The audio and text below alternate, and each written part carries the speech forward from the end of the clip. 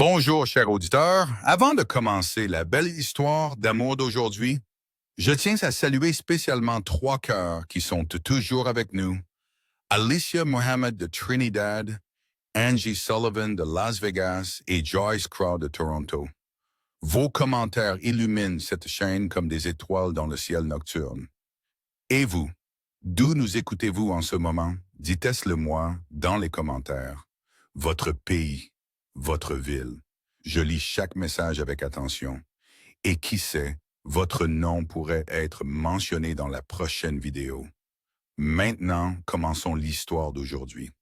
Le claquement sec d'une porte qui se referme coupa la symphonie feutrée du gala, plongeant le monde dans l'obscurité.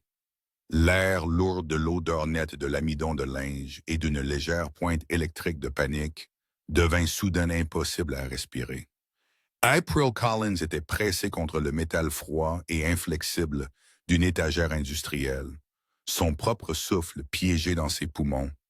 Un corps solide et chaud était collé à son dos, et elle pouvait sentir le martèlement frénétique et sauvage d'un cœur contre son omoplate. C'était le cœur de Miles Whitmore.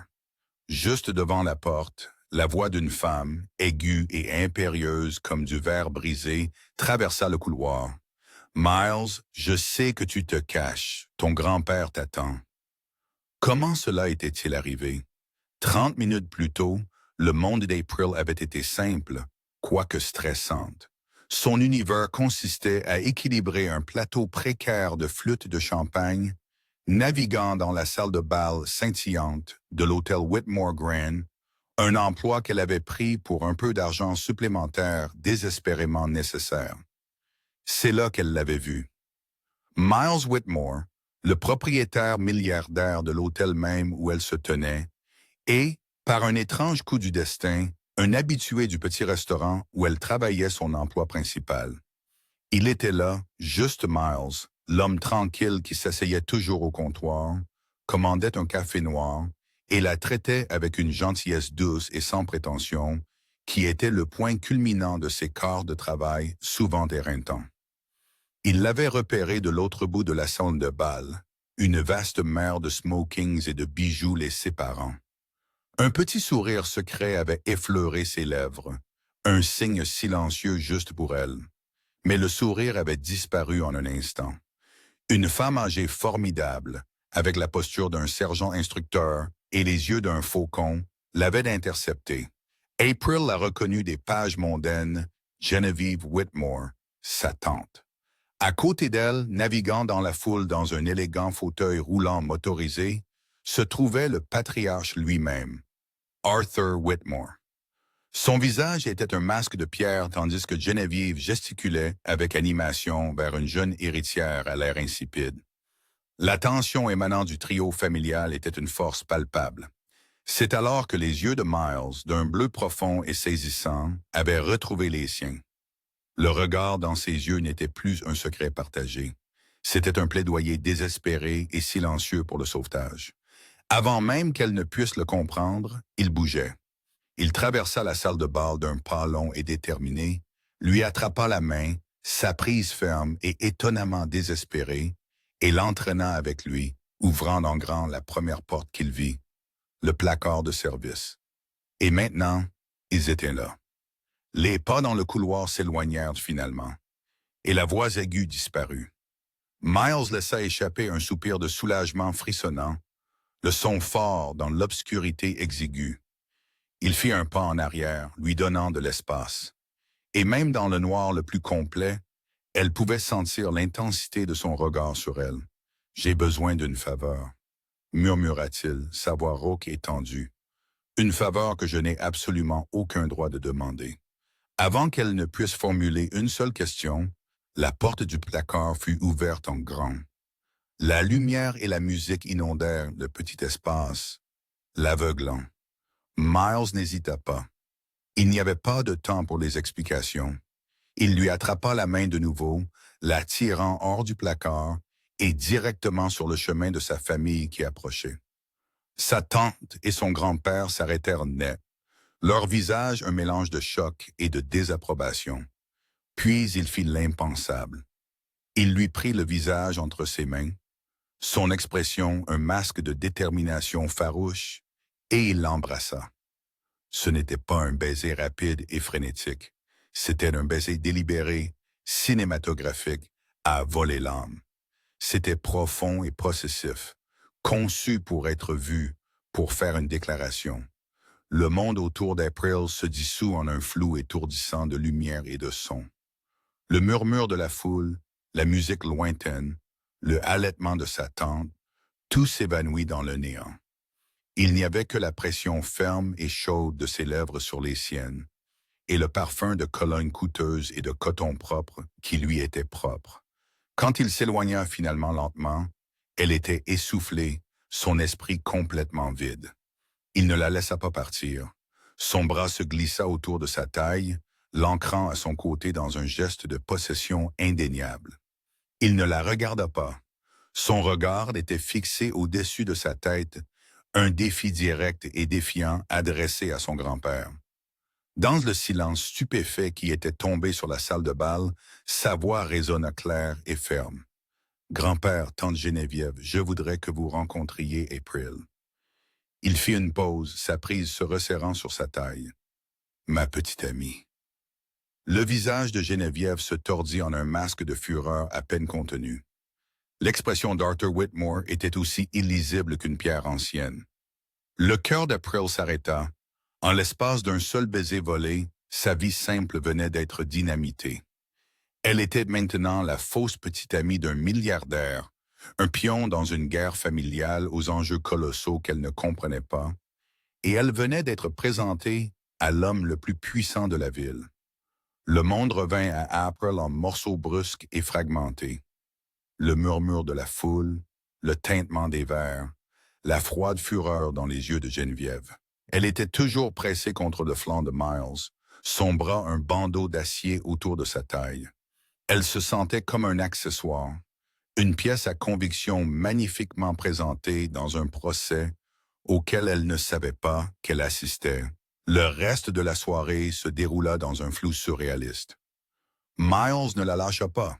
Il la guida à travers la foule scintillante, la présentant à des personnes dont elle oubliait instantanément les noms. C'était un acteur magistral, jouant le rôle du petit ami dévoué avec une conviction terrifiante. Mais sous les sourires charmants et les touches possessives, elle pouvait sentir la tension vibrer en lui. Il était un ressort tendu. Ce n'est que des heures plus tard, quand il l'eut raccompagnée chez elle et renvoyé son chauffeur, qu'ils furent vraiment seuls. Il la suivit jusqu'à son petit appartement, le silence entre eux lourd et suffocant. Maintenant, elle était assise sur son vieux canapé usé, toujours dans son simple uniforme noir de serveuse, le tablier froissé sur ses genoux. Le contraste entre sa réalité et la scène du gala était un abîme vertigineux. Miles était assis en face d'elle dans son unique fauteuil, ressemblant à une panthère en cage dans le petit espace. Sur la table basse entre eux reposait un élégant dossier en cuir noir. Cela ressemblait à une bombe. L'avenir de l'empire de ma famille, commença Miles, sa voix basse et lourde d'une fatigue qui allait au-delà de la simple épuisement, vaut pour moi $1 million. April eut le souffle coupé. Le chiffre était si astronomique qu'il ne semblait pas réel. Il se pencha en avant, le masque du petit ami charmant disparut, remplacé par un homme portant un immense fardeau. Il expliqua la situation, ses mots précis et sombres. Son grand-père Arthur était mourant. Sa santé déclinait rapidement. Et dans son testament, un document qui contrôlait le destin d'une entreprise mondiale de plusieurs milliards de dollars, se trouvait une clause de stabilité. Pour hériter de la présidence et protéger l'entreprise d'être démantelée, Miles devait prouver qu'il était un homme stable et posé. Il devait être dans une relation sérieuse et engagée. S'il échouait, le contrôle passerait à sa tante Geneviève. Elle vendrait l'entreprise par morceaux, dit-il, une pointe d'amertume dans la voix. Elle la considère comme une collection d'actifs. Mon grand-père et mon père la considéraient comme un héritage, une responsabilité. « Mais pourquoi moi ?» murmura April, la question qu'elle se posait sans cesse depuis des heures. Il la regarda, et un instant, La dureté de ses yeux s'adoucit. Parce que mon grand-père, malgré tous ses défauts, est un brillant juge de caractère. Il déteste les sycophantes et les arrivistes dont ma tante s'entoure. Il valorise l'authenticité par-dessus tout. Il fit une pause, son regard intense. Et vous, April, vous êtes la personne la plus authentique que j'ai rencontrée depuis très longtemps. Votre gentillesse au restaurant, ce n'est pas une performance. Il le verra. Il vous croira. La proposition fut mise à nu. Elle serait sa petite amie, sa preuve de stabilité. En retour, il paierait ses études universitaires, réglerait les dettes médicales écrasantes de sa famille et lui donnerait le $1 000 000. C'était une clé en or, une solution à tous les problèmes qui la tenaient éveillée la nuit. Son premier instinct fut de dire non. L'ampleur de la tromperie, la nature froide et transactionnelle de celle-ci. C'était terrifiant. Cela semblait mal. Elle était sur le point de former le mot, de repousser le dossier sur la table et de s'enfuir. Puis son téléphone vibra. Elle regarda l'écran. C'était sa jeune sœur, Lily. D'une main tremblante, elle répondit. « Lily, qu'est-ce qui ne va pas? »« Ils vont me renvoyer !» sanglota Lily au téléphone, sa voix étranglée par la panique. L'université. Le paiement des frais de scolarité était dû et ils ont dit qu'il n'y avait plus de prolongation possible. Je dois partir d'ici la fin de la semaine. Le monde d'April bascula sur son axe. Le rêve de Lily de devenir enseignante, le rêve pour lequel toute leur famille s'était sacrifiée, était sur le point de s'éteindre. Le cœur d'April se sentait serré dans un étau. Elle leva les yeux de son téléphone, ses yeux rencontrant ceux de Miles. Il avait tout entendu. Son expression était illisible, mais il ne détourna pas le regard. Prise entre le mensonge impossible et la réalité insupportable, il n'y avait pas de choix. Il n'y avait que la nécessité. « Je le ferai », murmura-t-elle, sa voix se brisant. Un éclair de soulagement traversa son visage, rapidement masqué. Il lui tendit le dossier en cuir. Le contrat. Ses mains tremblaient en l'ouvrant. Il était dense de jargon juridique, mais une clause près de la fin se distinguait, dure et glaçante. Article 7. Interdiction émotionnelle. La partie contractante, April Collins, accepte pour la durée de cet accord de ne jamais initier une déclaration verbale d'amour romantique, oui, je t'aime, envers la partie principale, Miles Whitmore. Une violation de cette règle, quel que soit le contexte ou l'intention, entraînera la résiliation immédiate et irrévocable de ce contrat et la perte de toute compensation financière future. Elle le relut, les mots se brouillant, son souffle coupé dans sa poitrine. C'était un bâillon imposé au cœur. Quoi? Quel genre de règle est-ce?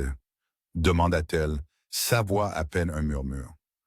Miles se pencha en arrière, son visage devenant un masque froid et distant. La chaleur qu'elle pensait d'avoir vue avait disparu, remplacée par une froideur glaçante. C'est la seule règle qui compte, dit-il, sa voix plate et dépourvue d'émotion. Tu peux faire semblant d'être charmé par moi. Tu peux faire semblant de me désirer. Tu peux faire semblant de m'aimer, mais tu ne feras pas semblant de m'aimer. C'est une ligne que nous ne franchirons pas. Il la fixa, ses yeux bleus comme des éclats de glace. Sommes-nous d'accord? Piégé par le sanglot désespéré de sa sœur résonnant encore à son oreille et par une règle qui lui semblait être un éclat de verre pointé sur son âme, April prit le stylo. Sa signature était un griffonnage tremblant et incertain. L'encre scellant un accord avec un homme qui exigeait un cœur contrefait, mais qui était terrifié par un vrai. Le reflet qui fixait April était une étrangère.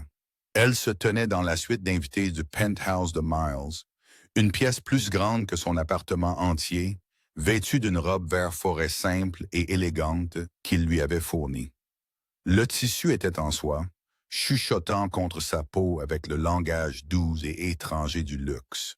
Mais sous la façade coûteuse, elle se sentait comme une fraude, une enfant jouant à se déguiser avec les vêtements de sa mère.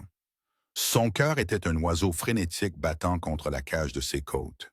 La porte de sa suite s'ouvrit et Miles entra. Il était vêtu d'un costume sombre, sans cravate, le bouton supérieur de sa chemise blanche impeccable d'effet. Il était incroyablement beau, un portrait de pouvoir décontracté, le léger parfum familier de sa cologne, bois de santal et coton propre, remplissait l'espace, un parfum qu'elle associait maintenant à la panique et à une attraction magnétique terrifiante. Prête à rencontrer les lions? Demanda-t-il, sa voix empreinte d'une ironie sombre et sans humour. Elle ne put que hocher faiblement la tête. C'était leur premier test officiel en tant que couple, un dîner de famille intime au manoir Whitmore. Le manoir était une forteresse imposante de pierre et de lierre, un lieu où l'histoire et l'argent s'étaient profondément ancrés dans les fondations. L'air à l'intérieur était frais et immobile, sentant la cire d'abeille et les vieux secrets. Geneviève les accueillit à la porte, son sourire aussi fin et tranchant qu'une lame de rasoir. Mais ce fut Arthur Whitmore qui domina la pièce, même depuis son fauteuil roulant. Il était garé près d'une grande cheminée éteinte, une couverture écossaise sur ses genoux. Ses yeux, d'un bleu plus pâle et plus délavé que ceux de son petit-fils, étaient vifs et ne manquaient rien. Le dîner fut une leçon magistrale de guerre psychologique.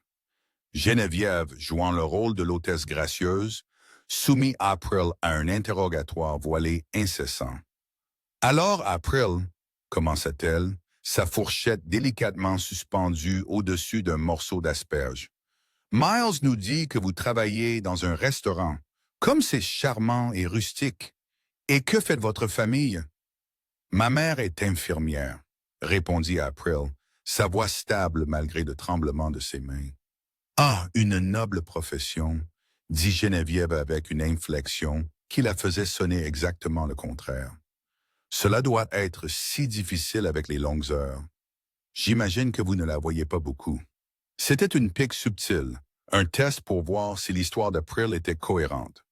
Tout au long de l'épreuve, Arthur resta silencieux, son regard passant d'April à Miles et inversement, son expression illisible.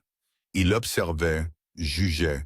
April se sentait comme un papillon épinglé sur une planche. L'attaque principale arriva avec le dessert. Miles a toujours eu une telle passion pour les arts, fit remarquer Geneviève à la table.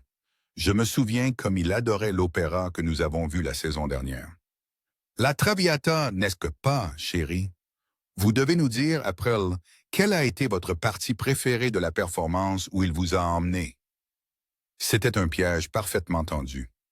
Geneviève savait, avec la certitude de sa classe, qu'une fille qui travaillait dans un restaurant n'avait probablement jamais mis les pieds dans un opéra. April eut un blanc. Le silence s'étira. Elle sentait le sourire triomphant de Geneviève, sentait le regard pénétrant d'Arthur sur elle. Elle était sur le point de bégayer, de confesser, d'échouer. En fait, tante, la voix de Miles intervint, douce comme du velours. Il traversa la table et prit la main d'April, son pouce caressant le dos de celle-ci. April trouve l'opéra un peu étouffant. Ses goûts sont plus authentiques. Il tourna son sourire charmant vers April, ses yeux communiquant un message clair. Suivez mon exemple. Je lui disais justement l'autre jour, continua-t-il, sa voix chaude d'une nostalgie fabriquée, que rien ne surpassera jamais cette première nuit où je l'ai emmené dans ce petit club de jazz du centre-ville, le Blue Note. Vous vous souvenez, chérie, l'air était épais de fumée, le bourbon était bon marché, et un vieil homme jouait le solo de saxophone le plus magnifiquement déchirant. Vous étiez si captivé que vous n'avez même pas touché votre verre. Il décrivit la nuit fictive avec des détails si vifs et intimes. La façon dont elle était supposée avoir l'air dans la faible lumière bleue, la chanson spécifique que le saxophoniste avait jouée, une petite blague qu'il lui avait murmurée à l'oreille, que pendant un moment vertigineux, April y crut presque elle-même. C'était un endroit qu'il savait qu'elle aimerait, un souvenir conçu juste pour elle. Il l'avait non seulement sauvée du piège, mais il avait peint un tableau d'une relation si réelle, si ancrée dans des moments authentiques et partagés, que le discours de Geneviève sur l'opéra semblait superficiel et prétentieux en comparaison. De l'autre côté de la table, pour la première fois de la soirée, le coin de la bouche sévère d'Arthur Whitmore s'étira en un infime sourire.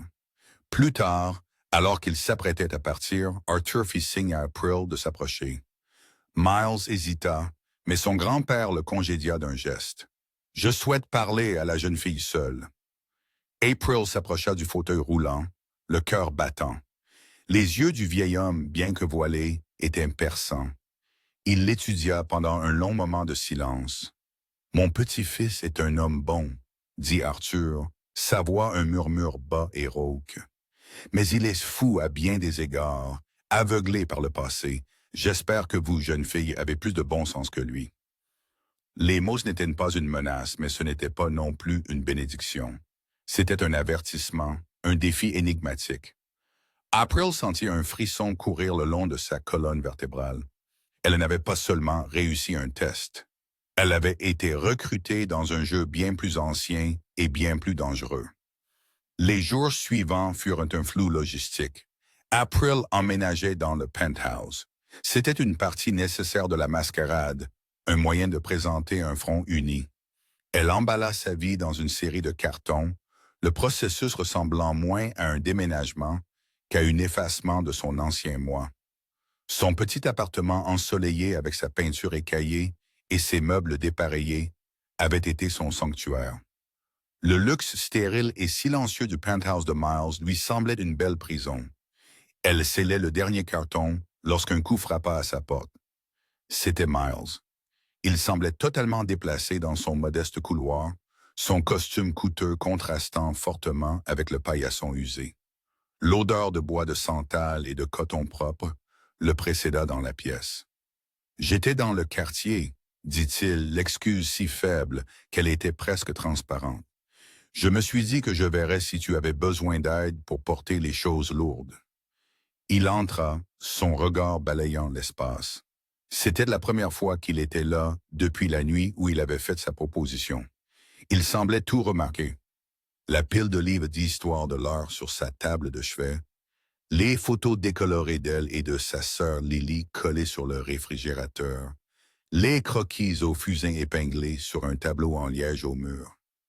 Il voyait l'architecture de sa vie, les parties d'elle qui n'avaient rien à voir avec le contrat. « Vous êtes une artiste talentueuse, » dit-il, sa voix douce alors qu'il étudiait un croquis des mains d'une vieille femme. « Je ne fais que gribouiller, » répondit-elle, une rougeur lui montant au cou.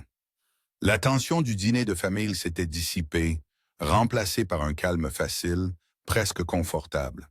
Ils parlèrent pendant qu'il l'aidait à étiqueter quelques cartons, la conversation s'éloignant du jeu à un jeu élevé qu'il jouait.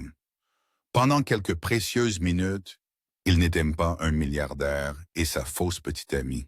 Ils étaient juste un homme et une femme partageant un moment dans une pièce ensoleillée à moitié vide. La bulle paisible fut éclatée par le bruit d'une clé dans la serrure.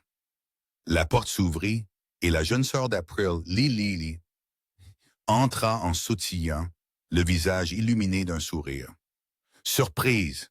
J'ai fini mes cours plus tôt et je me suis dit que j'allais t'aider. » Lily s'arrêta net, ses yeux s'écarquillant en voyant l'homme incroyablement beau et bien habillé debout dans le salon de sa sœur. « Oh, je suis désolé, je ne savais pas que tu avais de la compagnie. »« Lily, voici Miles, » dit April, son cœur commençant à battre la chamade.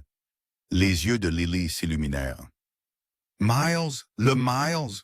murmura-t-elle excitée à April, avant de lui adresser un sourire éblouissant. « C'est tellement agréable de rencontrer enfin le petit ami mystérieux de ma sœur. Elle parle de vous. » « Eh bien, elle ne parle pas. C'est ce qui m'a fait savoir que c'était sérieux. » Avant qu'April ne meure de honte, Lily fut soudainement saisie d'une toux violente et rauque. C'était un son qu'April connaissait trop bien. La toux s'aggrava, devenant une lutte désespérée et sifflante pour respirer. « De l'asthme, Lily? Ton inhalateur? » demanda April, sa voix tendue par la panique. Lily secoua la tête, les yeux grands ouverts de peur, désignant son sac à dos vide. Elle l'avait oublié. En un battement de cœur, Miles se transforma. L'observateur silencieux s'évanouit, remplacé par un homme d'action décisive et immédiate. Il ne posa pas de questions. Il n'hésita pas. Il traversa la pièce, souleva Lily, haletante, dans ses bras comme si elle ne pesait rien, et se tourna vers April. « Quel hôpital est-ce le plus proche? » ordonna-t-il, sa voix calme et autoritaire. Il la descendit des escaliers et la plaça doucement à l'arrière de sa voiture. Il conduisit avec une vitesse concentrée et contrôlée, enfreignant une douzaine de codes de la route, sans un seul mouvement superflu. Aux urgences, il passa à travers la bureaucratie, son nom et sa présence fendant les eaux des listes d'attente et de la paperasse. Il s'assura que Lily fut vue immédiatement, qu'elle ait les meilleurs soins, qu'un nouvel inhalateur haut de gamme l'attende avant même qu'elle ne soit libérée. Des heures plus tard, ils étaient assis dans le calme stérile de la salle d'attente pendant que Lily se reposait. April était plongée dans un état de choc. « Merci », murmura-t-elle, sa voix serrée par les larmes contenues. « Tu n'avais pas à faire tout ça. » Miles se tourna pour la regarder, son visage sérieux, le masque froid de contrôle disparu. À la place se trouvait une intensité sans défense qui lui coupa le souffle. « Si, je le devais, » dit-il, sa voix basse et rauque. Il baissa les yeux sur ses propres mains, un éclair de confusion traversant son visage, comme s'il était surpris par ses propres actions. Son instinct de protection féroce avait complètement outrepassé la logique froide de leur contrat. Il avait agi non pas comme un homme remplissant un arrangement commercial, mais comme quelque chose d'entièrement différent, quelque chose de réel. Et cette réalisation sembla le secouer jusqu'au plus profond de son être. Le bal de charité annuel de l'hôpital Whitmore était l'apogée étincelante du calendrier mondain de la ville. Pour April, c'était la scène la plus haute et la plus terrifiante qu'elle ait eu à occuper. Vêtue d'une robe bleu nuit qui scintillait à chaque mouvement, une autre sélection des ressources apparemment infinies de Miles, elle se sentait moins comme une invitée que comme une exposition soigneusement organisée. Ses cheveux étaient relevés, de délicates boucles d'oreilles en diamant, prêtées, se rappela-t-elle sans cesse, frottaient contre son cou et son cœur battait un rythme frénétique contre ses côtes. « Tu es à couper le souffle », murmura Miles en la rencontrant en haut du grand escalier. Il lui offrit son bras, son contact lui envoyant une secousse familière. Ses yeux, cependant, avaient une nouvelle profondeur, une chaleur qui persistait depuis la nuit à l'hôpital. La ligne entre eux avait été redessinée. Leur entrée provoqua une vague de murmures. C'était ça, les débuts de public. Les flashs crépitaient, les têtes se tournaient. April sentit le poids de 1000 regards sur elle et se rapprocha instinctivement de Miles. Son bras se resserra autour d'elle, une promesse silencieuse et solide de protection. Il la guida sur la piste de danse pour la valse d'ouverture. L'orchestre s'amplifia et il la tira dans ses bras. La posture formelle de la danse était une excuse sanctionnée pour une proximité qu'ils désiraient tous deux secrètement. Sa main reposait fermement sur le bas de son dos, son autre main enveloppant la sienne. Ils bougèrent ensemble comme un seul homme, une unité parfaite et synchronisée. « Suivez-moi », murmura-t-il, ses lèvres frôlant son oreille. « Vous êtes une naturelle. » Pendant toute la durée de la chanson, le monde s'évanouit. Il n'y avait pas de contrat, pas de regards indiscrets, pas de règles dévastatrices. Il n'y avait que la musique, la chaleur de sa main et l'intensité hypnotique de son regard. Il la regarda non pas comme un partenaire commercial, mais comme un homme regarde une femme qu'il désire. La performance était si impeccable qu'elle ne semblait plus en être une. D'une table près du bord de la piste de danse, Geneviève les observait, les yeux plissés, un faucon observant sa proie. Elle voyait la façon dont April se détendait dans ses bras, la façon dont le pouce de Miles caressait le dos de sa main. Elle voyait la chimie, et cela alimentait sa froide fureur.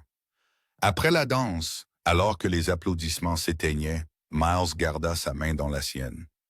Allons prendre l'air, dit-il seul, sa voix basse. Il la guida à travers un ensemble de portes vitrées et sur une terrasse en pierre isolée, loin du bruit et de l'examen suffocant. L'air frais de la nuit fut un soulagement bienvenu.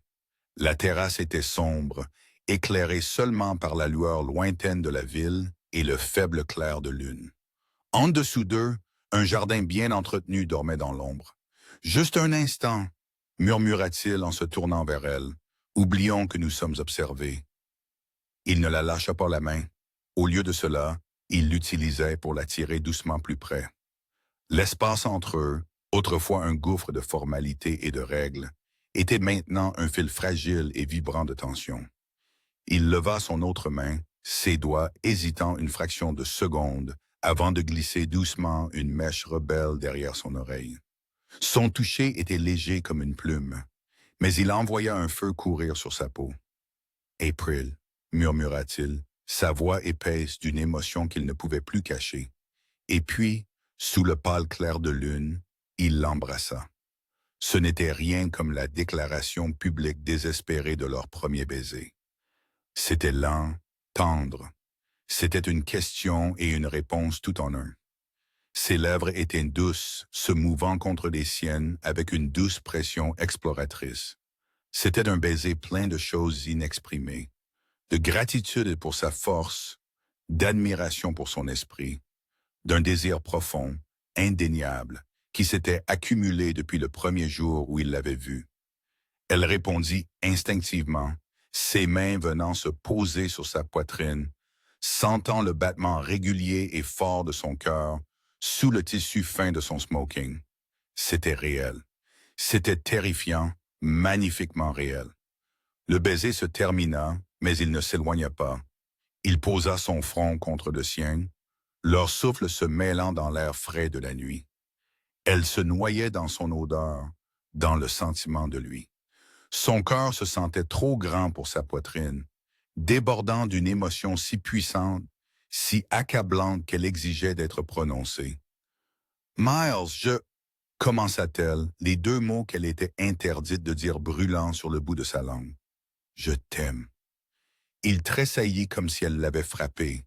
Il recula, ses mains agrippant ses épaules, et un regard de pure panique traversa ses yeux.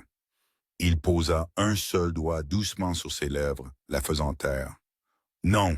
supplia-t-il, sa voix un murmure rauque et désespéré. « S'il te plaît, April, ne le dis pas. » Les mots moururent sur ses lèvres, se transformant en cendres dans sa bouche. La règle froide, cruelle et dévastatrice.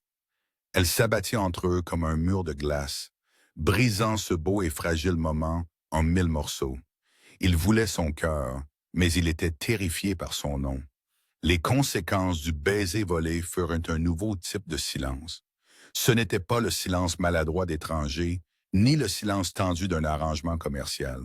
C'était le silence douloureux et frustré de deux personnes qui avaient goûté un moment de vérité pour le voir arraché par une prison auto-imposée. Ils se frôlaient, le souvenir du baiser, un fantôme qui hantait l'espace entre eux. Une semaine plus tard, Miles organisa une réception privée dans une galerie d'art chic du centre-ville pour courtiser un investisseur potentiel. Il insista pour qu'April y assiste. « Mon grand-père s'attend à vous voir à mes côtés, » avait-il dit, son ton soigneusement neutre, mais ses yeux racontaient une histoire différente. April était dans son élément. Pour la première fois, elle n'était pas seulement un accessoire. Elle se déplaçait dans la galerie avec une passion sincère, discutant des coups de pinceau et de la théorie des couleurs avec un enthousiasme contagieux qui charmait tous ceux à qui elle parlait. Elle avait même apporté son portfolio personnel, un mince étui en cuir contenant ses meilleurs croquis au fusain, espérant rassembler le courage de le montrer aux conservateurs de la galerie. Elle se tenait devant une grande toile abstraite perdue dans ses pensées lorsqu'une voix familière et glaçante s'éleva à ses côtés. « Vous êtes très élégante, ma chère. » C'était Geneviève. Elle tenait un verre de vin rouge, son sourire aussi fin et tranchant qu'un éclat de verre. Mais la tâche du restaurant ne s'enlève jamais vraiment, n'est-ce pas? April serait dit, mais refusa de lui donner la satisfaction d'une réaction. « Je n'ai pas honte de mon travail, Geneviève. »« Bien sûr que non, » répondit sa tante, sa voix dégoulinant de fausse douceur. « Il faut d'une certaine ambition pour passer du service du café au sommeil dans le penthouse d'un milliardaire. Une trajectoire louable, bien que transparente. » Geneviève la suivit tout le reste de la soirée, un vautour magnifiquement habillé tournant autour de sa proie. Elle fit des remarques cinglantes juste assez fortes pour qu'April les entende, remit en question ses opinions sur l'art avec un amusement condescendant, et fit tout ce qui était en son pouvoir pour saper sa confiance. April sentit sa contenance commencer à s'effilocher, la joie qu'elle avait ressentie quelques instants plus tôt se transformant lentement en anxiété. Puis Geneviève passa à l'attaque. April parlait au conservateur, une femme âgée et gentille qui avait montré un véritable intérêt pour son travail. « J'aimerais voir vos croquis un jour, » dit le conservateur. « En fait, je les ai avec moi, » répondit April, le cœur bondissant d'une excitation nerveuse. Alors qu'elle se tournait pour récupérer son portfolio sur une table voisine, Geneviève, qui passait par là, trébucha. C'était un trébuchement théâtral, parfaitement exécuté. Le verre de vin rouge dans sa main s'inclina, son contenu rouge foncé arquant dans les airs et éclaboussant directement le portfolio en cuir fermé. « Oh mon Dieu !» s'écria Geneviève, sa main volant à sa bouche dans une fausse horreur. « Comme je suis maladroite! Je suis tellement, tellement désolée. » April resta figée, tandis que le liquide foncé s'infiltrait dans les coutures de l'étui. D'une main tremblante, elle ouvrit le loquet et l'ouvrit. C'était un massacre. Le vin avait traversé les feuilles de protection, tachant ses délicats croquis au fusain. Les visages étaient maculés en masques grotesques. Les paysages complexes se brouillaient en taches insignifiantes. Des années de travail, des heures de passion, les meilleures pièces de son âme étaient ruinées. Un sanglot étranglé s'échappa de ses lèvres. Elle ne pouvait pas respirer. Elle ne vit pas Miles traverser la pièce. Elle ne sentit que sa présence alors qu'il apparaissait soudainement à ses côtés. Il observa la scène d'un seul coup d'œil. Le portfolio ruiné, le visage dévasté et baigné de larmes d'April, et le faux air d'inquiétude de sa tante. Un calme glacial terrifiant s'installa sur ses traits. L'autre charmant, l'amant déchiré, tous deux disparurent. À leur place se trouvait l'homme froid et impitoyable qui dirigeait un empire. Il marcha vers sa tante, ses mouvements lents et délibérés. Il s'arrêta directement devant elle, sa voix un murmure bas et mortel que seule elle et April purent entendre. « Vous venez de franchir une ligne de non-retour. » Il n'éleva pas la voix. Il n'en avait pas besoin. La menace dans son ton était absolue. Il lui tourna le dos, son visage se transformant instantanément alors que ses yeux se posaient sur April. La fureur avait disparu, remplacée par une préoccupation profonde et douloureuse qui lui serra le cœur. Il referma doucement le portfolio abîmé, sa main couvrant la sienne. « Rentrons à la maison, » dit-il doucement. Le trajet de retour au penthouse fut silencieux, mais c'était un autre genre de silence. C'était le calme lourd et chargé d'une fureur partagée et d'un confort non dit. La main de Miles reposait sur le siège entre eux, sans la toucher, mais assez près pour qu'elle puisse sentir la chaleur qui en émanait. Sa mâchoire était tendue et dure, ses phalanges blanches là où il serrait son propre genou. De retour dans le vaste salon stérile, le barrage de la contenance d'April céda finalement. Elle s'effondra sur le somptueux canapé blanc, rouvrit le portfolio et fixa les pages ruinées. Une nouvelle vague de chagrin l'envahit et elle commença à sangloter, des sanglots profonds, rauques et déchirants pour les heures perdues, pour la violation, pour la partie de son âme qui avait été si négligemment détruite. « C'était tout ce que j'avais », s'écria-t-elle, les mots étouffés par ses mains. « La seule chose qui était vraiment à moi. » Miles se tenait près de la fenêtre, la regardant, sa posture rigide d'une rage impuissante. C'était un homme habitué à résoudre n'importe quel problème par un coup de fil ou un chèque. Il pouvait lui acheter 1 000 nouveaux portfolios, 1 million de feuilles du plus beau papier, mais il ne pouvait pas annuler cela. Il ne pouvait pas réparer la blessure, seulement assister au saignement. Lentement, il s'approcha et s'assit à côté d'elle sur le canapé. Il n'offrit pas de platitude. Il ne lui dit pas que tout irait bien. Il s'assit simplement là, une présence solide et silencieuse dans sa tempête de chagrin. Il la laissa pleurer, sa proximité un témoignage silencieux de soutien. Il valida sa douleur simplement en étant là, en la laissant être réelle et importante. Après un long moment, ses sanglots se transformèrent en respiration tremblante et épuisée. Il n'avait toujours pas dit un mot. Puis il se leva et entra dans son bureau privé. Il fut absent pendant plusieurs minutes. Quand il revint, il tenait quelque chose dans ses mains. C'était un vieux carnet de croquis relié en cuir, sa couverture lisse et usée par le temps et l'usage. Les coins étaient éraflés et sur le devant, 2 simples initiales étaient embossées en or fané, D.W. Il s'assit de nouveau à côté d'elle et plaça doucement le carnet de croquis sur ses genoux. « C'était celui de mon père », dit-il, sa voix basse et rauque, empreinte d'une émotion qu'elle n'avait jamais entendue de lui auparavant. Il n'était pas un homme d'affaires, pas vraiment. C'était un architecte, un artiste. Il aimait dessiner plus que tout. April leva les yeux vers lui, ses yeux grands et interrogateurs. « Il me l'a donné quand j'étais adolescent », continua Miles, son regard fixé sur le vieux livre. « Il m'a dit que les bâtiments, les entreprises, les empires, tout cela pouvait devenir poussière. Mais l'art vient de l'âme, et l'âme est indestructible. » Il leva finalement les yeux pour rencontrer les siens, son expression d'une sincérité douloureuse. « Ton âme n'a pas été souillée ce soir, April. Seulement le papier. » Il lui tendit doucement le carnet de croquis. « Recommence, dit-il doucement. Juste ici. Je te donnerai tout ce dont tu as besoin. Un atelier, des fournitures, tout le temps du monde. J'annulerai des réunions. Je réorganiserai tout mon emploi du temps. Quoi qu'il en coûte. » Il fit une pause, sa voix tombant presque à un murmure. « Je crois en toi. » Le cadeau était bien plus qu'un vieux livre. C'était un morceau de son histoire, une partie de son propre cœur. C'était une promesse.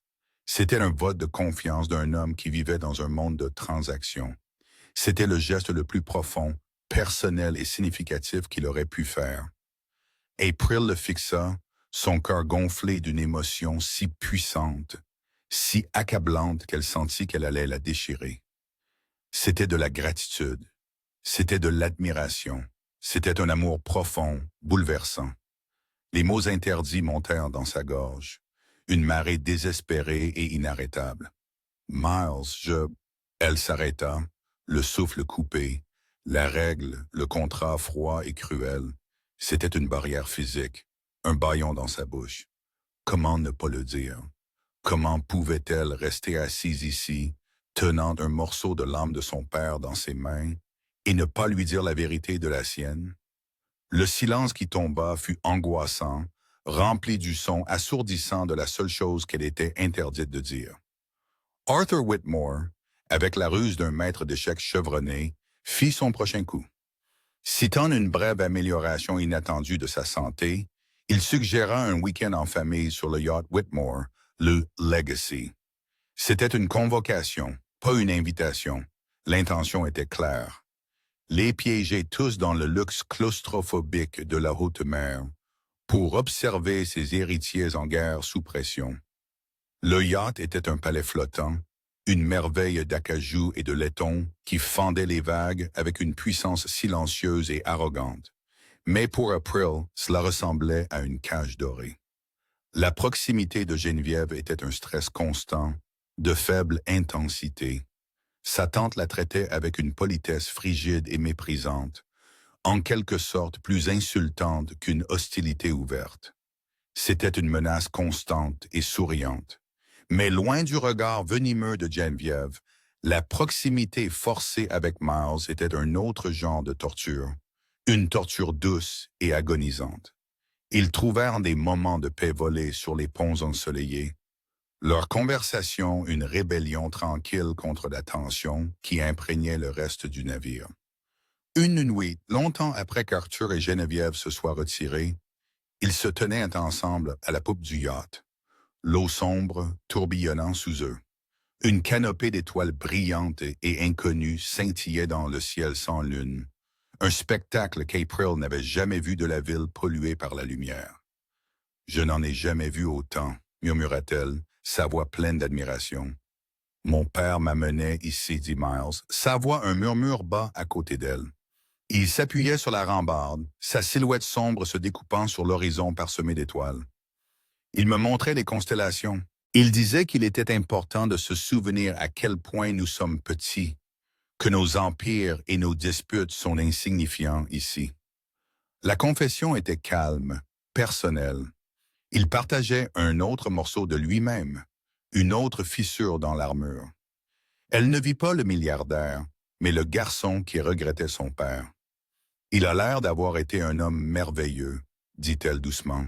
« Il l'était, » répondit Miles, une note de chagrin brut dans sa voix qu'il laissait rarement transparaître. Il se tourna pour la regarder, son visage à moitié dans l'ombre, à moitié éclairé par les faibles lumières du pont. « Il vous aurait aimé, vous avez la même clarté. Vous voyez les choses pour ce qu'elles sont. » Le compliment, si simple et sincère, lui serra le cœur. Dans l'intimité tranquille de la nuit, entourés par le vaste océan sombre, l'artifice de leur arrangement semblait absurde. Ils étaient juste deux personnes partageant leur vulnérabilité sous les étoiles. Il fit un demi-pas de plus, l'espace entre eux rétrécissant. L'odeur de l'air salin se mêlait à sa colonne. Il regarda l'eau sombre, puis de nouveau vers elle, son expression illisible mais intense. « Vous savez, April, » commença-t-il, sa voix hésitante, cherchant ses mots. « Quand je suis avec vous, j'ai l'impression de pouvoir. » Il s'arrêta, les mots se bloquant dans sa gorge. Il détourna le regard, un éclair de frustration. Où était-il de la peur traversant son visage? La phrase, si pleine de promesses, mourut inachevée. Il avait été sur le point de dire quelque chose de réel, quelque chose qui venait du cœur. J'ai l'impression de pouvoir respirer. J'ai l'impression d'être moi-même. J'ai l'impression que je peux être heureux. Elle ne savait pas quels auraient été les mots, mais elle savait qu'ils auraient été vrais, et il les avait ravalés. L'habitude d'une vie de contrôle, de suppression émotionnelle, de peur l'avait fait taire. Le moment était passé, la connexion fracturée. Après, elle ressentit une nouvelle douleur aiguë. Il ne s'agissait plus seulement de la règle qu'il lui avait imposée. Il s'agissait des règles qu'il s'imposait à lui-même. Les murs qu'il ne parvenait pas à abattre, même quand il le voulait. Elle réalisa, le cœur serré, que tant qu'il serait prisonnier de son propre passé, elle le serait aussi. Sans un mot, elle se retourna et retourna vers la cabine, le laissant seul avec les étoiles et sa vérité inexprimée. Le week-end en mer n'avait guère apaisé les dynamiques familiales orageuses. Au contraire, il avait accentué les arrêts de leur conflit. 2 jours après leur retour, la santé d'Arthur Whitmore empira soudainement et drastiquement. Le bref regain n'avait été que cela. Bref, ses médecins furent clairs. Son temps ne se mesurait plus en semaines, mais en jours. Il les convoqua tous dans son bureau au manoir. C'était une pièce sombre, lambrissée de bois, qui sentait les vieux livres et la mortalité. Les avocats de la famille étaient présents, leurs visages graves et neutres. April se tenait légèrement derrière Miles, sa main posée délicatement sur le dossier de sa chaise, une présence silencieuse et inébranlable. C'était ça, le jugement final. Geneviève, vêtue d'un tailleur noir sévère, parla la première. Elle était préparée. Elle présenta un dossier épais et méticuleusement compilé détaillant chacun des échecs perçus de Miles, son passé de playboy, ses décisions commerciales imprudentes, sa vie personnelle instable. Elle argua avec une précision froide et corporative qu'elle était le seul choix logique et stable pour mener l'entreprise vers l'avenir. L'héritage Whitmore exige une main ferme, pas les caprices d'un homme qui cherche encore clairement son chemin, conclut-elle, jetant un regard acéré et venimeux à April. Lorsque ce fut son tour, Miles parla non pas de son passé, mais de sa vision.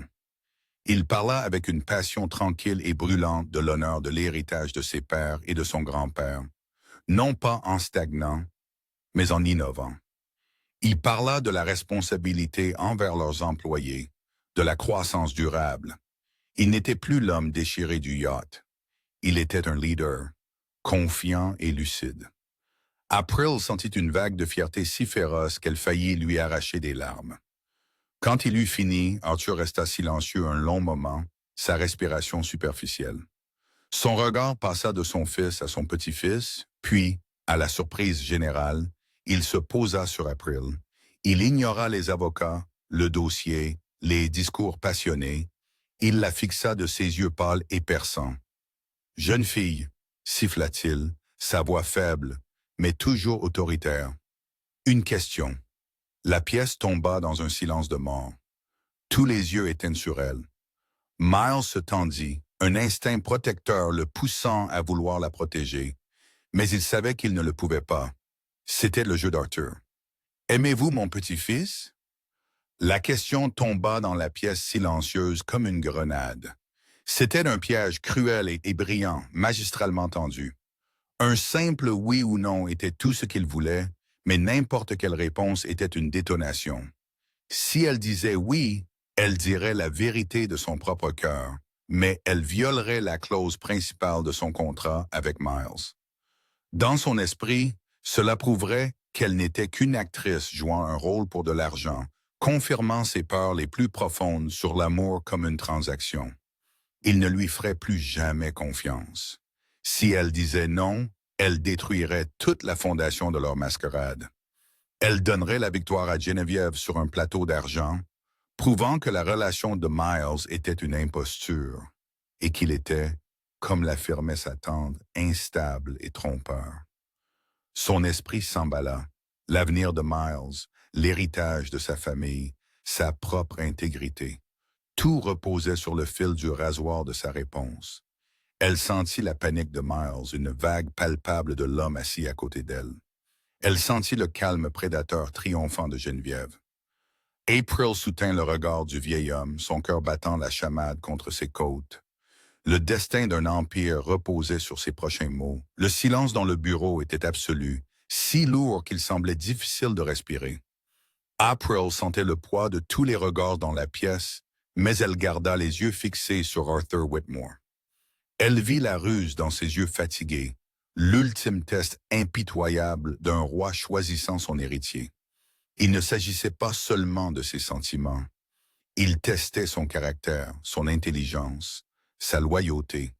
Elle prit une profonde et lente inspiration, le son anormalement fort dans la pièce silencieuse. « Monsieur Whitmore » commença-t-elle, sa voix claire et ferme, ne trahissant rien de la tourmente frénétique dans son cœur.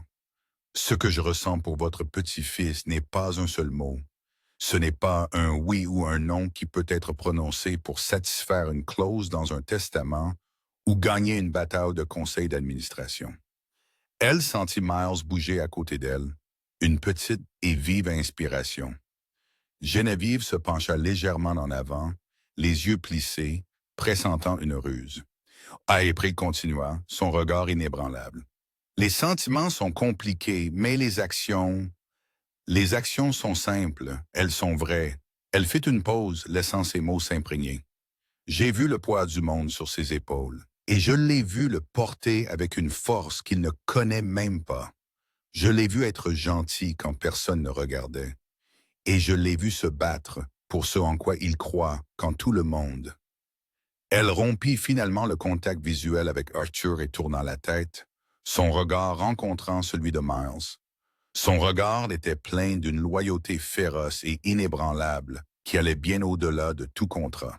« Cela, termina-t-elle doucement, ne parlant maintenant qu'à lui, est plus important que n'importe quels 3 mots que je pourrais dire. » C'était brillant, Un couple de maîtres de génie émotionnel et logique. Elle n'avait pas dit « je t'aime » et n'avait donc pas violé le contrat, mais elle avait déclaré sans équivoque une loyauté et un engagement si profonds qu'ils étaient plus puissants que toute simple confession d'amour. Elle avait répondu à l'esprit de la question, pas à la lettre, et ce faisant, elle s'était avérée être exactement le genre de personne qu'Arthur Whitmore appréciait, quelqu'un qui comprenait que la vraie force résidait non pas dans les mots, mais dans la conviction. Un sourire lent, sincère et profondément satisfait se répandit sur le visage fatigué d'Arthur. Il avait trouvé sa réponse. Ça, siffla le vieil homme, sa voix emplie d'une force soudaine et surprenante, est la réponse d'un Whitmore. Il tourna la tête vers ses avocats stupéfaits. Vous avez ma décision. Préparez les documents finaux. La présidence revient à Miles. Un son étranglé d'indignation s'échappa des lèvres de Geneviève. Elle avait l'air d'avoir été physiquement frappée. Miles fixait April, son visage un masque de pure admiration sans mélange. Il la regardait comme s'il la voyait pour la première fois, non pas comme une serveuse, non pas comme une fausse petite amie, mais comme son égale brillante, féroce et étonnante. Dans le chaos euphorique qui suivit, alors que les avocats commençaient à classer les papiers et que Geneviève sortait de la pièce en furie, Miles l'atteignit, l'attirant dans une étreinte serrée et désespérée. « Tu l'as fait, April », murmura-t-il dans ses cheveux, sa voix épaisse de gratitude et d'incrédulité. « Nous l'avons fait. » Elle le serra en retour. Mais un sentiment de vide et de froid se répandait dans sa poitrine. Elle l'avait aidé à gagner son empire. Elle avait assuré son avenir. Mais en élaborant la réponse parfaite respectant les règles, elle avait été forcée de faire face à la triste réalité de sa propre situation. Son avenir avec lui serait toujours régi par un contrat. Son cœur serait toujours lié par une clause qui lui interdisait de dire sa propre vérité. La victoire lui semblait étrangement, et de manière dévastatrice, une perte. La célébration de la victoire fut une affaire feutrée et sombre. Miles était officiellement l'héritier, mais le triomphe fut éclipsé par la perte imminente de son grand-père. Il était absorbé par les réunions, par l'immense tâche de la transition et par un chagrin tranquille et personnel. April, quant à elle, se sentait comme un fantôme hantant les marges de sa nouvelle réalité. Elle avait joué son rôle à la perfection, et maintenant le rideau était tombé. Elle erra dans le penthouse silencieux et magnifique, un espace qui ne lui avait jamais paru être sa maison. Elle se retrouva dans la pièce de rechange que Miles, sans qu'elle le demande, avait transformée en un petit atelier d'art pour elle. Il était rempli des meilleures fournitures que l'argent pouvait acheter, des toiles de qualité professionnelle, une gamme vertigineuse de peintures et des bâtons de fusain de toutes les textures. C'était une belle cage réfléchie. Elle s'assit sur le tabouret, fixant une toile vierge. Elle avait tout ce dont elle avait besoin pour créer, mais son cœur était vide. La promesse qu'il avait faite. « Je crois en toi », résonnait dans son esprit, un rappel douloureux d'une connexion qui semblait maintenant impossiblement distante. Elle l'avait aidé à sécuriser son monde, mais elle s'était perdue dans le processus. Elle ne pouvait plus vivre ainsi. Elle ne pouvait pas être la femme qui se tenait à ses côtés, mais à qui il était interdit de dire la vérité de son propre cœur. Avec une tristesse tranquille et résolue, elle prit sa décision. Elle prit d'une feuille de papier épais de couleur crème de son bureau, le même qu'il avait utilisé pour sa promesse. Sa main était ferme en écrivant. Elle ne transgressa pas la règle, pas même à la fin. Elle n'écrivit pas d'amour, elle y écrivit de vérité. Miles, tu as ton empire, tu t'es battu pour lui et tu as gagné. Je suis incroyablement fier de l'homme que tu es devenu. Maintenant, je dois trouver mon propre monde. Je ne peux pas vivre dans un monde où les vérités les plus importantes sont interdites. Je ne peux pas être la personne que tu as besoin que je sois tout en étant réduite au silence. Ce n'est pas un adieu de colère, mais par nécessité pour nous deux. Merci pour tout, April. Elle plia la note et la laissa au centre de son lit parfaitement fait. Un rectangle blanc immaculé sur la couette gris foncé. Elle empaqueta un seul petit sac avec l'essentiel, quelques vêtements, son portefeuille et le vieux carnet de croquis usé que possédait son père. C'était la seule chose dans tout ce monde de richesse qu'elle sentait lui appartenir vraiment. Elle sortit du penthouse, le claquement discret de la porte faisant écho au son de son propre cœur brisé. Elle ne se retourna pas. Miles trouva la note des heures Plustern. Il venait de rentrer de l'hôpital, son esprit engourdi par le chagrin et l'épuisement. La victoire sur sa tante lui semblait creuse, dénuée de sens. Il vit la note, et une froide angoisse l'envahit avant même qu'il ne la touche.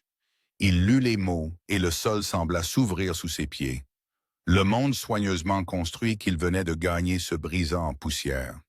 La règle, la stupide et lâche règle qu'il avait créée pour se protéger d'une douleur passée, venait de lui coûter tout son avenir. Ce n'avait pas été un bouclier. Ce n'avait été qu'une cage, et elle l'avait chassé.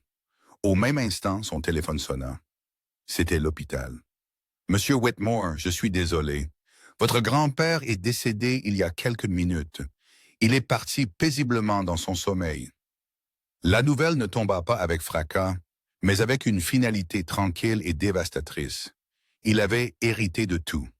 Il était le roi incontesté de son empire, et il ne s'était jamais de sa vie senti aussi désespérément seul. Il laissa tomber la note et courut à travers le penthouse, son cœur battant d'une panique désespérée et frénétique. Il l'appela dans les pièces vides. Il composa son numéro, ses mains tremblantes. Cela alla directement à la messagerie vocale. Sa voix, claire et lumineuse sur l'enregistrement, était un fantôme. Elle était partie. Il se tenait seul au centre de sa forteresse froide et silencieuse, le roi d'un royaume de cendres. Une semaine après les funérailles, Miles était un fantôme dans sa propre vie. Il se déplaçait à travers les réunions obligatoires et les procédures légales dans un état d'engourdissement et de détachement. L'Empire était à lui, une machine vaste et complexe désormais sous son commandement unique. Mais la victoire avait le goût des cendres dans sa bouche. Le penthouse, autrefois symbole de son succès, était maintenant un monument à son échec. Son silence amplifiait l'écho de son absence. Il était dans le bureau de son grand-père au manoir, une pièce qu'il avait évitée jusqu'à présent. Il rangeait les effets personnels avec l'avocat de sa famille lorsque l'homme lui tendit une épaisse enveloppe scellée. « Arthur a laissé des instructions spécifiques pour que vous receviez ceci, et seulement ceci, après que tout le reste soit réglé, » dit doucement l'avocat. L'enveloppe lui était adressée de la main tremblante mais énergique de son grand-père. Avec un sentiment de terreur, Miles brisa le sceau. À l'intérieur se trouvait une courte lettre manuscrite. « Mon fils, si tu lis ceci, alors je suis parti et la compagnie est à toi. J'espère que tu auras la sagesse de la garder, mais ce n'est pas la raison pour laquelle j'écris. Je savais pour ton contrat avec la jeune fille depuis le début. Un détective privé est un outil utile. J'ai vu les paiements. J'ai lu les clauses. » Les mots frappèrent Miles comme un coup physique. Son grand-père avait su. Tout le test, la question finale. Tout cela avait été une mascarade délibérée et calculée de la part d'Arthur.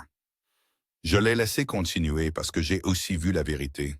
J'ai vu la façon dont tu la regardais quand tu pensais que personne ne t'observait. J'ai vu la façon dont elle se tenait à tes côtés, non pas comme une employée, mais comme une partenaire. Ta règle ridicule sur l'amour, ta grand-mère t'aurait ri au nez. Elle a été le plus grand risque que j'ai jamais pris et le seul qui ait jamais vraiment compté. L'amour n'est pas une responsabilité à gérer, jeune homme insensé. C'est la seule chose qui vaille le risque. Les mains de Miles tremblèrent alors qu'il continuait à lire. J'ai joint autre chose. C'est une lettre que la jeune fille a écrite à sa sœur. Elle n'a jamais été envoyée. Je me suis permis de l'intercepter, Lisla, et s'il te plaît, apprends des erreurs d'un vieil homme avant qu'il ne soit trop tard. Cachée derrière la lettre de son grand-père se trouvait une deuxième enveloppe, plus petite. Elle était adressée à Lily. Avec un cœur rempli d'effroi et une lueur d'espoir désespéré, Miles déplia la seule feuille de papier à l'intérieur. C'était l'écriture de Prill, élégante et familière. Chère Lily, je ne sais pas comment expliquer ce qui se passe. Je vis un conte de fées, mais rien de tout cela n'est réel. Ou les parties qui sont réelles sont celles que je n'ai pas le droit d'avoir. Je suis tombée amoureuse de lui. Ce n'est pas un coup de cœur, rien de ce que j'ai jamais ressenti auparavant. C'est cette chose profonde, douloureuse et terrifiante qui me remplit tout entière. Je l'aime tellement, Lily, que ça fait physiquement mal de le garder en moi. Mais je ne pourrai jamais lui dire. C'est la seule chose qu'il m'a interdite de faire. C'est le prix que je dois payer pour le voir en sécurité, pour l'aider à gagner cette guerre qu'il mène. Alors, je jouerai mon rôle. Je me tiendrai à ses côtés et je mentirai avec mon silence. Je l'aiderai à gagner son royaume, même si cela signifie que je ne pourrai jamais en faire partie. J'aimerais juste, j'aimerais juste qu'il puisse voir que mon amour n'est pas une menace. C'est la chose la plus vraie que j'ai à offrir. La lettre tomba de ses doigts inertes. La vérité de celle-ci, la pure puissance désintéressée de son amour s'abattit sur lui. Elle ne jouait pas un rôle pour de l'argent. Elle sacrifiait son propre cœur pour lui. Ces murs soigneusement construits, la forteresse de logique et de peur qu'il avait bâtie autour de lui pendant des années, ne firent pas que se fissurer. Ils s'effondrèrent en poussière. Il s'enfonça dans le fauteuil en cuir de son grand-père, l'énormité de sa folie l'écrasant. Et pour la première fois depuis qu'il était enfant, Miles Whitmore pleura. Il avait eu si peur d'une émotion contrefaite qu'il était resté complètement aveugle à l'amour authentique et inestimable qui lui était offert librement. Et il avait tout gâché. Il sut avec une clarté soudaine et profonde ce qu'il devait faire. Le chagrin qui avait paralysé Miles se transforma en un unique but désespéré. La retrouver. C'était la seule pensée dans son esprit, le seul commandement que son cœur obéissait. Il commença là où leurs deux mondes s'étaient croisés pour la première fois, le restaurant. Il y entra pendant l'accalmie de la mi-matinée, l'odeur du café et du bacon grillé contrastant fortement avec l'air stérile de sa vie d'entreprise. Il s'assit au comptoir sur le même tabouret en vinyle usé où il l'avait observé pendant des semaines, tombant amoureux d'elle bien avant de connaître son nom. La propriétaire, une femme d'âge moyen et gentille nommée Maria, le reconnut instantanément. « Monsieur Whitmore, je ne vous ai pas vu depuis un moment. Vous cherchez April? »« Oui, dis-moi, mein gars. C'est ce qu'il y a. » Savez-vous où elle est? C'est important. L'expression amicale de Maria se crispa. Elle a démissionné. Elle a dit qu'elle quittait la ville pour un moment. Elle n'a pas dit où. Elle le regarda, ses yeux vifs. C'était une bonne gamine, une lumière brillante. J'espère que vous n'y êtes pour rien si cette lumière s'est éteinte. La douce réprimande le frappa plus durement que n'importe quelle attaque corporative. Il quitta le restaurant avec un nouveau sentiment d'urgence. Il se rendit à son ancien immeuble, un lieu qui semblait maintenant abriter le fantôme de leur conversation nocturne. Il parla au propriétaire, qui savait seulement qu'elle avait payé le loyer de son dernier mois et rendu ses clés. Il alla à l'université, espérant qu'elle aurait pu contacter sa sœur, mais les politiques de confidentialité étaient un mur qu'il ne pouvait franchir, même avec son nom. Chaque piste était une impasse. Chaque porte fermée était une nouvelle vague de panique. C'était comme si elle avait disparu de la surface de la Terre, emportant avec elle la couleur et la chaleur de son monde. La ville, sa ville, lui semblait vaste et vide sans elle. Pour la première fois, il ressentit la véritable étendue terrifiante de ce que signifiait la perdre. Elle n'était pas seulement partie de son penthouse, elle avait disparu de son univers. Il était de nouveau dans sa voiture, garé dans une rue au hasard, les lumières de la ville se brouillant à travers le pare-brise mouillé par la pluie, lorsqu'un souvenir refit surface. C'était un fragment de conversation d'une de leurs soirées tranquilles, une histoire qu'elle lui avait racontée sur son enfance. « Ma grand-mère était ma personne préférée au monde », avait-elle dit, un doux sourire nostalgique sur le visage. Elle vivait dans cette toute petite maison dans une ville côtière à quelques heures d'ici. Ça sentait toujours le sel et les roses. C'était mon endroit heureux. C'était un coup de dé, un fil d'espoir désespéré et ténu. Il n'avait pas de nom de ville, seulement une vague direction. Mais c'était tout ce qui lui restait. Il sortit son ordinateur portable, la lueur de l'écran illuminant son visage déterminé. C'était un homme qui commandait un réseau mondial d'information. Il commença une recherche méthodique et implacable, recoupant les registres de propriété avec les noms de sa famille, cherchant toute connexion à une petite ville côtière. Cela prit des heures. La pluie cessa et les premières lumières pâles de l'aube commençaient à strier le ciel quand il le trouva enfin. Un seul registre foncier au nom de sa grand-mère dans une ville dont il n'avait jamais entendu parler. Port Blossom. Il n'hésita pas. Il ne dormit pas. Il mit l'adresse dans son GPS et conduisit, son cœur battant d'un mélange d'espoir sauvage et de pure terreur. Des heures plus tard, il arriva. Port Blossom était exactement comme elle l'avait décrite, une ville pittoresque et paisible où l'air avait le goût du sel. Il suivit la route côtière sinueuse jusqu'à ce qu'il trouve l'adresse. C'était un petit cottage charmant peint d'une joyeuse nuance de bleu, avec un jardin sauvage et magnifique débordant de roses. Et là, sur le porche d'entrée, qui donnait sur la mer grise et agitée, se trouvait une silhouette, une femme, le dos tourné vers lui, debout devant un chevalet, un pinceau à la main. Ses cheveux, de la même nuance de miel chaud qu'il connaissait si bien, étaient attachés en un chignon désordonné, et elle portait un vieux pull taché de peinture. C'était elle. Son cœur s'arrêta. Il sortit de la voiture, ses jambes tremblantes. Il avait traversé le pays, déplacé des montagnes de données, poursuivi un fantôme, et il l'avait trouvé. Il se tenait au bord du chemin du jardin, le bruit des vagues s'écrasant sur le rivage. Le seul bruit. Que pouvait-il bien dire qui serait suffisant? Le crissement de ses chaussures en cuir coûteuse sur le chemin de gravier était un son qui n'avait pas sa place dans ce monde paisible du bord de mer. April se figea, son pinceau suspendu au-dessus de la toile. Elle se tourna lentement, son corps se tendant comme si elle se préparait à un coup. Quand elle le vit, ses yeux s'écarquillèrent d'incrédulité. Il ne ressemblait en rien au puissant PDG ou au milliardaire sophistiqué. Il avait l'air défait. Ses cheveux étaient en désordre. Ses vêtements coûteux étaient froissés par le long trajet et une barbe foncée ombrageait sa mâchoire, mais ce furent ses yeux qui lui coupèrent le souffle. Ils étaient remplis d'un épuisement brut et désespéré et d'une vulnérabilité qu'elle n'avait jamais vue auparavant. « Miles », murmura-t-elle, sa voix à peine audible par-dessus le son des vagues. « Quoi? Qu'est-ce que tu fais ici? » Il marcha vers elle, ses pas lents, hésitants.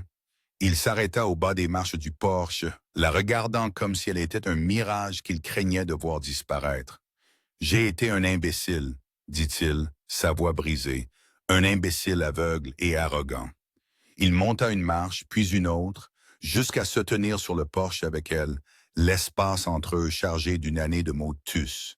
« Mon grand-père, il m'a appris à bâtir un empire, à protéger un héritage, à gérer le risque. » Continua-t-il, son regard fixé sur le sien. « Mais toi, tu as essayé de m'apprendre ce qui comptait vraiment. Et j'avais trop peur d'écouter. Je t'ai étouffé. Je nous ai étouffés avec mes règles, avec ma peur. » Il tendit la main, non pas pour la toucher, mais comme pour simplement combler le fossé entre eux par ce geste. « Cette règle, » dit-il, sa voix épaisse de dégoût de soi.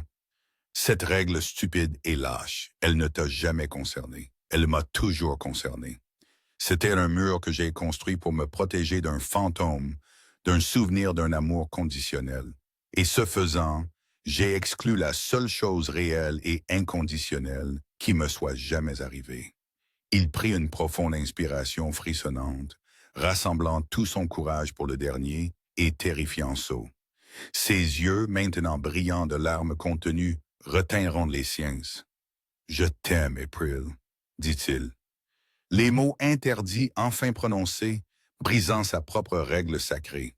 Ils jailliront de lui, brut et non filtré, un torrent de vérité retenu bien trop longtemps. Je t'aime et ça me terrifie.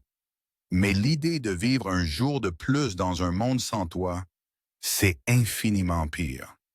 La confession flotta dans l'air salin entre eux, stupéfiante et absolue. Il l'avait dit, il avait enfreint sa propre loi. Il lui avait offert son cœur dépouillé de toute son armure, sans clause, sans condition, sans échappatoire. April le fixa, silencieuse et immobile, alors que les larmes commençaient à couler sur son propre visage. Il avait traversé le pays, abattu ses propres murs et brisé ses propres règles. Tout cela pour elle. Le choix, maintenant et pour toujours, était le sien. Pendant un moment qui s'étira en une éternité, April resta là, les larmes sur ses joues se mêlant aux embruns salés. Le son de sa confession, les 3 mots qu'elle avait désespérément voulu entendre et qu'il lui avait été interdit de dire, résonnaient dans l'espace entre eux. Puis un son jaillit de sa poitrine. C'était un rire mouillé, étranglé, magnifique, de pur soulagement. Elle laissa tomber son pinceau, sans se soucier de son cliquetis sur les planches de bois du porche, et se jeta dans ses bras. « Je t'aime aussi, espèce d'idiot !» sanglota-t-elle contre sa poitrine, ses bras s'enroulant autour de son cou, comme si elle ne le lâcherait jamais. Je t'aime tellement que ça faisait mal de le garder à l'intérieur. Il la serra contre lui, le visage enfoui dans ses cheveux, un soupir de soulagement rauque et frissonnant lui échappant. Ce n'était pas un baiser de passion, mais une étreinte de retour à la maison. C'étaient 2 âmes fracturées qui, enfin, se réajustent. Après un long moment, il recula légèrement, ses mains encadrant son visage. Il la regarda vraiment, ses yeux pleins d'une adoration si profonde qu'elle se sentit la chose la plus précieuse du monde. « Le contrat a été résilié au moment où tu es parti, » dit-il doucement, sa voix encore empreinte d'émotion. « L'argent, tout est à toi sans condition. Il a été transféré à une fiducie à ton nom que je ne peux pas toucher. Mais j'espère que tu sais, ce n'était jamais à propos de ça, » murmura-t-elle, sa main venant se poser sur son cœur, sentant son battement régulier et soulagé. « Pour moi non plus. » Un petit sourire hésitant effleura ses lèvres. « Je t'ai apporté quelque chose, » dit-il, sa voix soudain un peu tremblante. Il recula, mais seulement d'un pied, sans jamais rompre leur connexion. Le vaste océan sans fin servait de toile de fond à leur petite scène intime. Il plongea la main dans la poche de sa veste froissée et en sortit une petite boîte de velours. Elle était vieille, les bords lisses et usés par le temps. « Outram. Mon grand-père m'a laissé ça, » expliqua-t-il, son regard ne la quittant jamais. Il a dit que ça appartenait à ma grand-mère. Il m'a dit qu'il le gardait pour le jour où je trouverais enfin la femme qui me ferait comprendre que l'amour n'est pas une clause à gérer, mais la raison même de tout. Il ouvrit la boîte. À l'intérieur, nichée sur de la soie fanée, se trouvait une bague de fiançailles antique. C'était un design simple et intemporel. Un seul diamant étincelant flanqué de 2 petits saphirs de la couleur de la mer. Ce n'était pas un trophée de milliardaire. C'était une histoire, un héritage d'amour véritable. Puis, sur les planches de bois patinées du porche, avec le son des vagues comme témoin, Miles Whitmore s'agenouilla. « Je n'ai pas de nouveau contrat, » dit-il, sa voix tremblante alors qu'il levait les yeux vers elle, son cœur mis à nu dans ses yeux. « Je n'ai qu'une promesse, un vœu de passer le reste de ma vie à essayer d'être digne de l'amour que tu étais prête à me donner, même quand j'avais trop peur de l'accepter. »« April Collins, » demanda-t-il, sa voix se brisant sur son nom. « Voulez-vous me faire l'honneur d'être ma femme? » Ses larmes coulaient librement maintenant, mais c'étaient des larmes de pure joie aveuglante.